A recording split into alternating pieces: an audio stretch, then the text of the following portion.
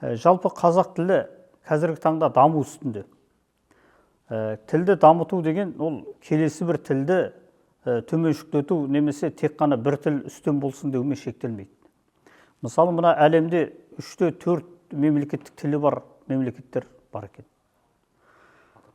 Мысалы, мына Швецияда 4 мемлекеттік тіл бар деді. Европада бірнеше.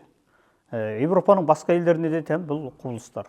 Бірақ бізде мемлекеттік тіл қазақ тілі деп жаңағы 9-шы баптың 1-сінде шегеленіп жазылып тұр.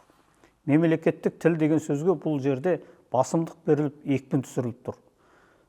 Сондықтан мемлекеттік тілдің болашағына алаңдауға негіз жоқ деп айтуға болады. Мемлекеттік тіліміз, қазақ тіліміз қазіргі таңда мынау соңғы ақпарат технологияның тілін айналды. Жасанды интеллекті де қазір қазақ тілінде не сұрасаңыз да соны айтып береді. Мазмұны байытылды.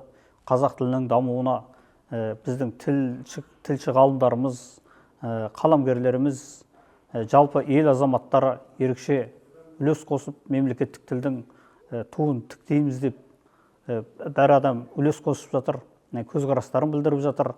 Жалпы мемлекеттік тілдің сөздік қоры да жыл сайын байытылып жатыр. Сондықтан мемлекеттік тілдің болашағы жарқын.